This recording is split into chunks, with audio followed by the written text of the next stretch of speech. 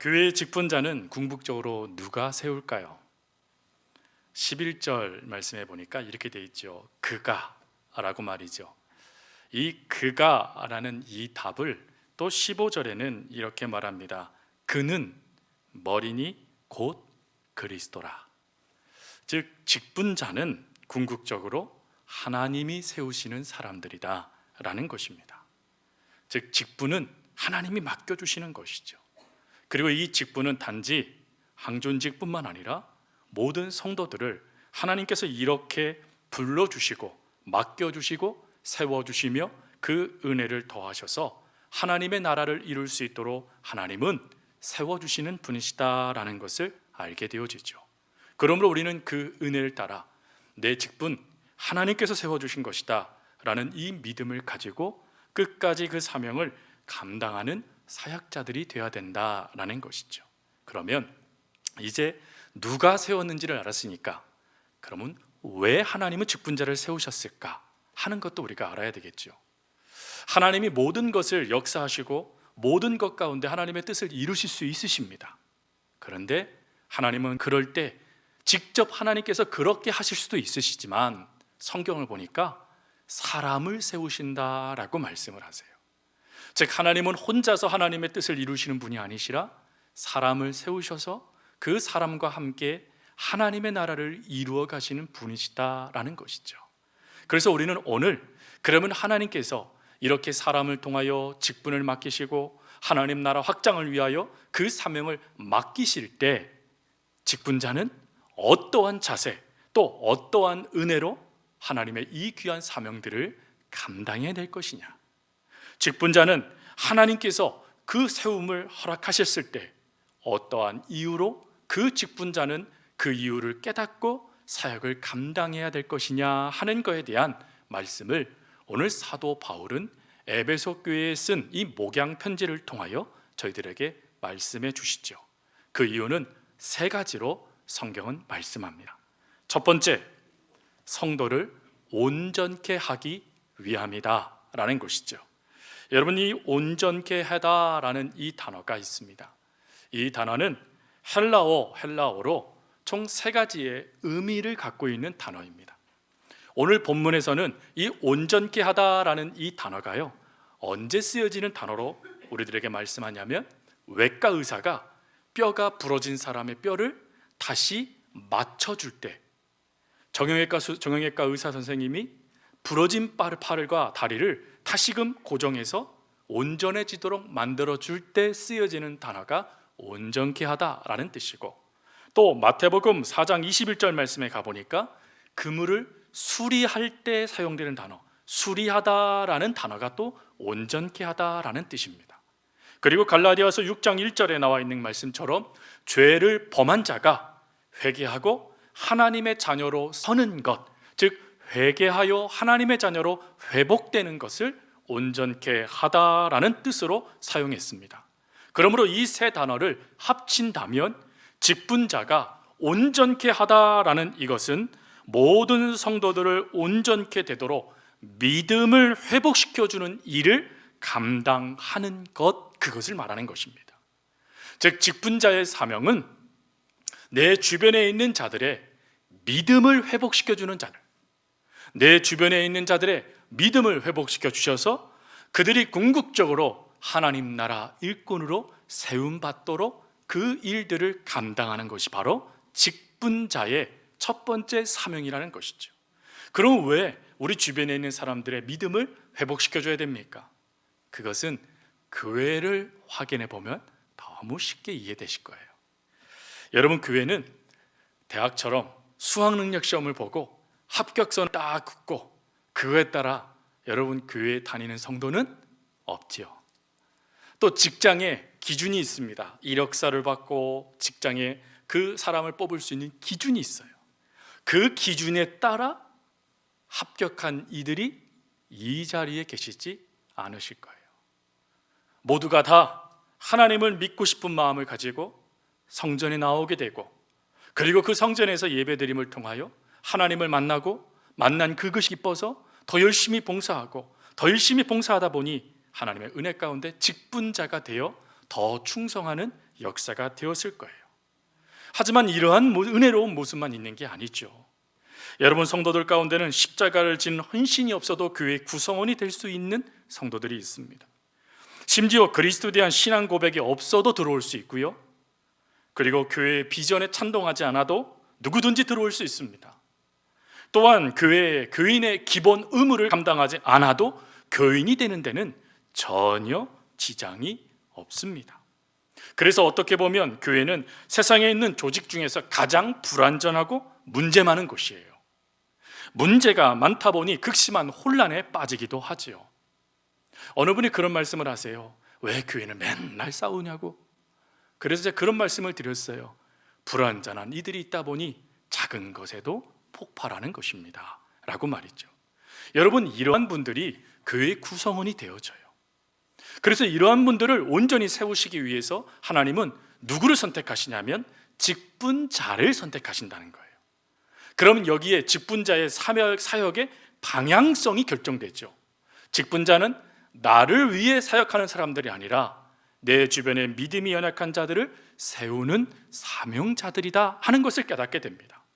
세상은요, 특별히 리더가 되려면 다른 사람을 헐뜯고 넘어뜨리고 짓밟아야 돼요. 얼마 전에 다 끝났지만 두 거대 당들이 이 대선 후보를 뽑기 위해서 여러분 막 토론을 했잖아요. 제가 그 토론을 보고 5분도 못 보고 그 채널을 돌렸는데, 그 이유는 무엇이냐면 두 번 다시 안 볼 사람처럼 싸우더라고요. 아니, 저 사람들이 같은 당 사람들이 맞나? 하는 생각이 들 정도로요, 아주 인격적으로 모독하고 막 짓밟더라고요. 근데 더 이해도 안 되는 게 뭔지 아세요? 당선되니까 서로 끌어안아요. 이 뭐 하는 거지? 하는 생각이 들더라고요. 도무지 세상의 리더의 그 모습을 우리 이해할 수 없어요. 세상은 누군가를 짓밟아야 돼요. 세상은 누군가를 밟고 내가 일어서야 돼요. 내가 리더가 돼야 돼요. 내가 뛰어나야 돼요. 내가 다른 사람보다 높아져야 돼요. 그게 세상의 리더의 모습이에요. 근데 교회는 정반대라는 것입니다. 교회는 다 넘어져 있는 사람들을 세워가는 교회가 바로 하나님이 원하시는 교회고 직분자의 모습이라는 것이죠. 그래서 직분자를 이렇게 말합니다. 직분자란 교회의 디딤돌이다 라고 말이죠. 무슨 말이죠? 믿음이 연약한 자가 내 등을 밟고 하나님 앞으로 나아갈 수 있도록 하나님의 은혜 가운데 그 사람들을 세워주는 사람, 업어주는 사람, 그리고 함께 해주는 사람들이 직분자들이라는 거예요. 그래서 이런 직분자들에게 하나님은 먼저는 두 가지를 요청하세요. 그 두 가지가 13절 말씀에 보니까 하나님의 아들을 믿는 것과 이 일에 하나가 되어야 된다라고 말씀하세요. 즉 하나님을 믿는 자야 되고 또 하나님을 알기를 힘쓰는 자야 된다라는 것입니다. 여러분, 내가 직분자가 됐다고 나는 모든 걸 알고 있어? 아니요, 알기를 힘써야 된대요. 즉 직분자는 최선을 다하여서 하나님의 말씀을 배우고 배우는 자들이 되어야 된다는 것입니다.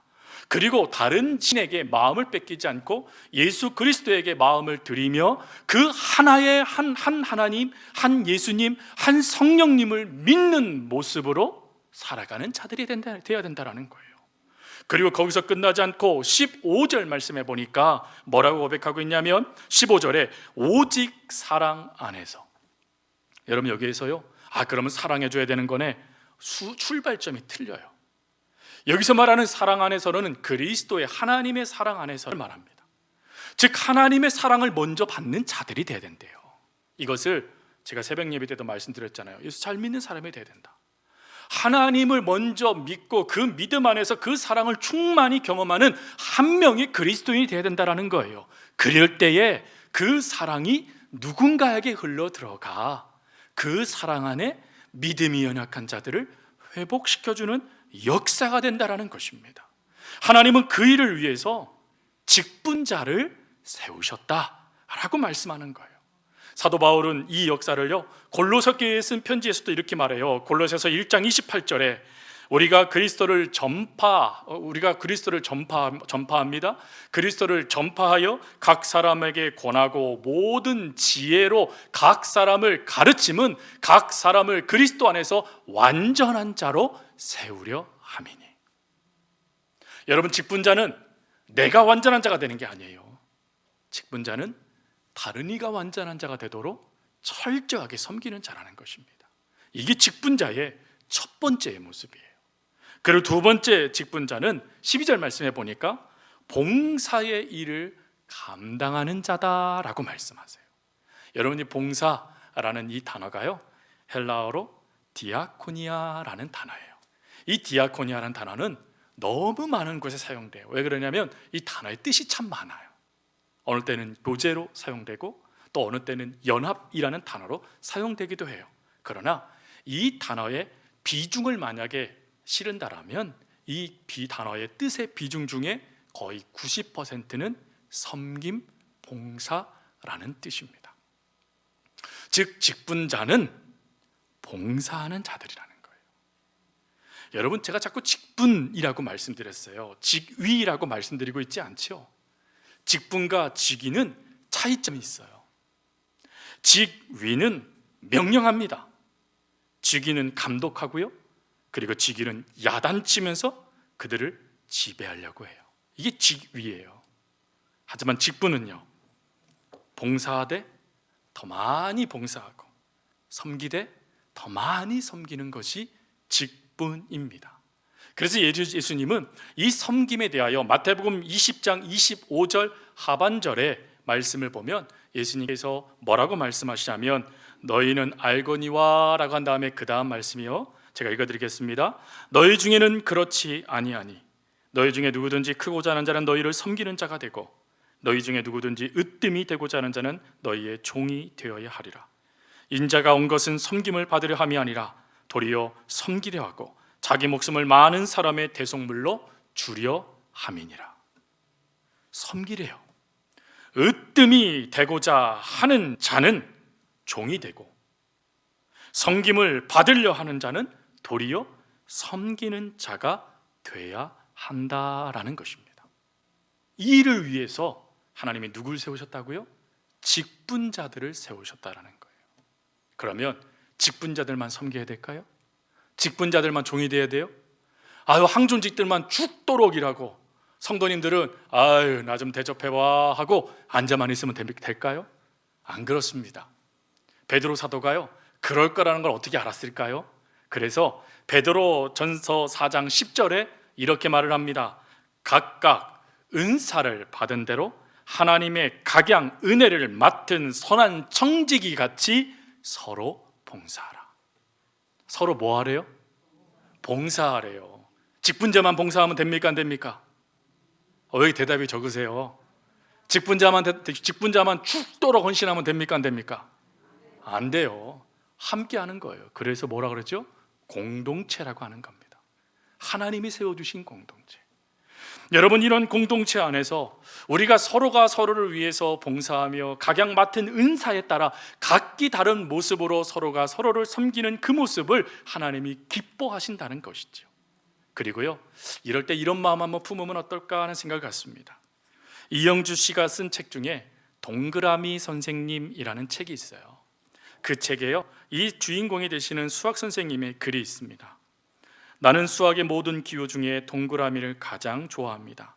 이 원만하고 뭐가 없는 동금은 나의 학생들에게 내가 기대하는 인격의 목표입니다. 나는 나의 학생들이 공부만 잘하고 수학 문제만 잘 푸는 학생으로 교정을 떠나기를 원치 않습니다.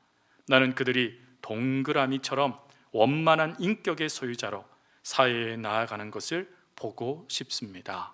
라는 글이에요. 여러분, 이것을 우리가 교회에 적용해 보면 이렇게 말할 수 있을까 하는 생각을 갖습니다. 우리 모두가 성경의 지식만 가득한 것이 아니라 동그라미처럼 모든 일을 품을 수 있는 사랑을 소유해 하나님을 드러낼 수 있다라면 하나님이 얼마나 기뻐하실까.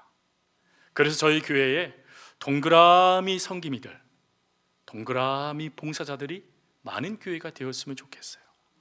사랑하고 품어주고 그리고 손 내며주며 그 영혼을 위해서 함께 걸어가 줄 수 있는 믿음의 공동체, 그 공동체를 위해 직분자들이, 그 공동체를 위해 성도들이 함께 이 걸음을 걸어가는 은혜들이 있었으면 좋겠다 싶습니다. 여러분, 그런 은혜들이 저와 여러분 가운데 나타날 수 있기를 주의 이름으로 축복합니다.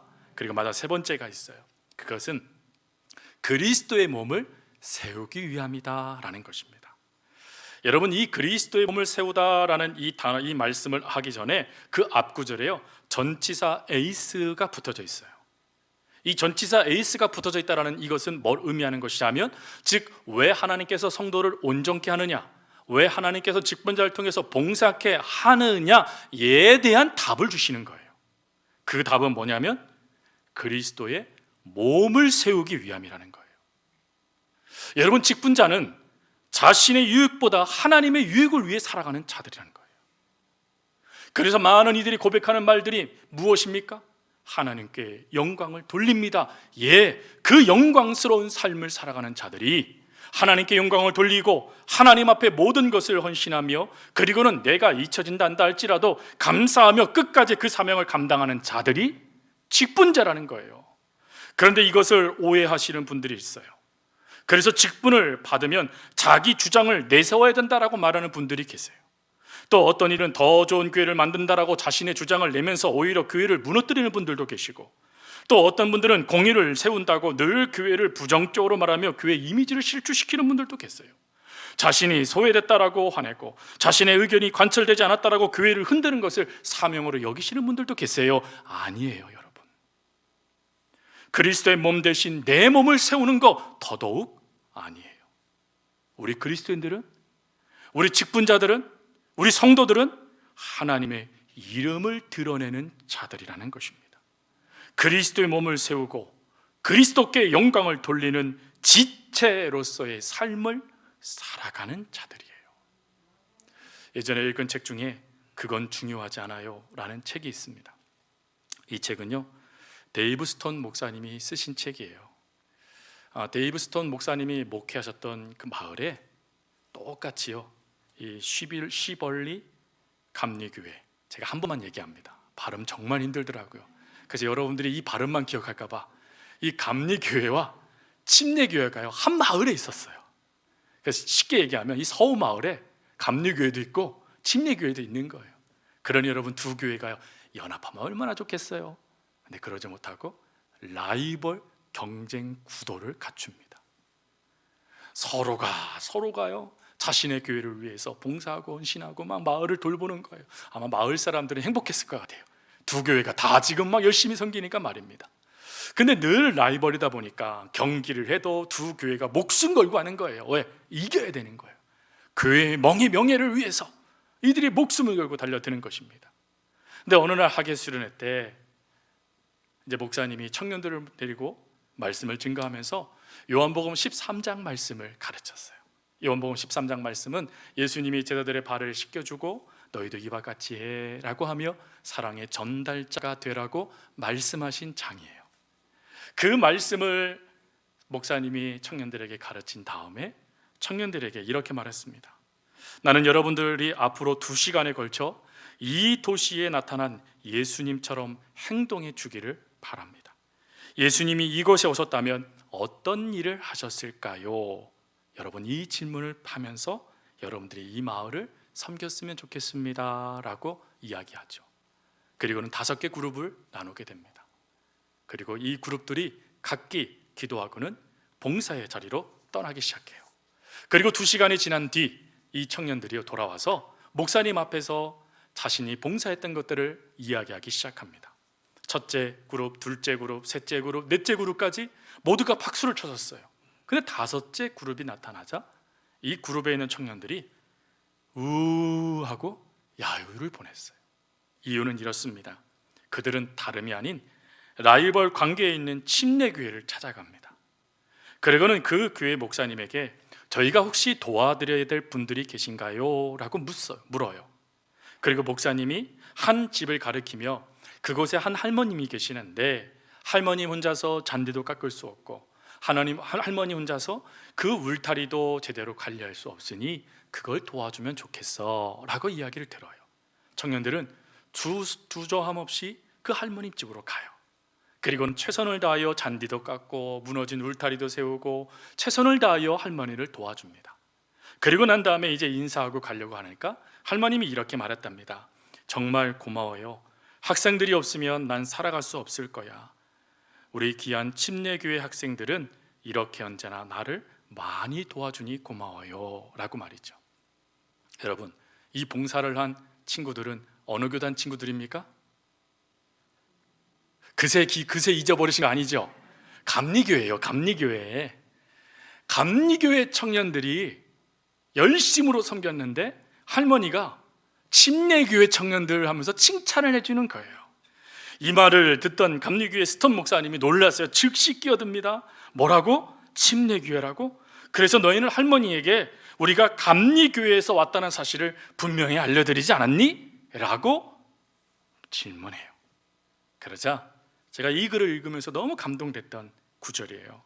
학생들이 말합니다. 아니요, 그럴 필요를 못 느꼈어요. 예수님에게 그건 하나도 중요하지 않으니까요. 예수님에게 그건 중요치 않대요. 이 글을 읽다가 즉시 제 안에 떠오른 게 뭐였냐면 누가복음의 무익한 종이라는 말이었고, 그리고 또 떠오른 게 뭐냐면 사도 바울이요, 나의 나된 것은 오로지 주의 은혜로다. 하나님, 내 과거 배설물로 여깁니다. 그거 아무것도 아니에요. 하나님만이 제 삶의 전부세요 라고 고백했던 말씀이 떠오르더라고요. 여러분, 하나님의 일을 감당하고 하나님을 위해 헌신할 때 내 이름 석자 좀 잊어버리면 어떨까요? 하나님을 위해서 헌신하면서 예수님에게 그거 중요치 않겠지 생각하며 박수 쳐주면 어떨까요? 여러분, 그런 공동체가 우리 서교회가 되어야 되지 않겠습니까? 우리는 끊임없이 물을 쓸 수 있어야 돼요. 예수님께서 지금 우리에게 무엇을 요구하실까? 오늘 예수님께서 이 자리에 만약에 계신다라면, 그리고 오늘 우리들에게 찾아오신다라면 어떤 일을 요청하실까? 나를 드러내는 거죠? 내 이름을 나타내는 거요? 내 유익을 위해 살아가는 거요? 그 예수님에게 중요치 않아요. 중요한 건 뭐죠? 사랑으로 그 영혼들을 세워가며 하나님의 말씀에 순종해 가는 것 아니겠습니까? 여러분, 그런 모습이 우리 교회의 모습이 되었으면 좋겠습니다. 그렇게 하고 계신 성도님들 계신다라면 잘해서 살고 계신 거예요. 앞으로 함께 또다시 그 일을 감당하는 성도들 손 붙잡고 믿음으로 하나님이 기뻐하시는 공동체를 세워나가는 우리 서호교회가 될 수 있기를 간절히 주님의 이름으로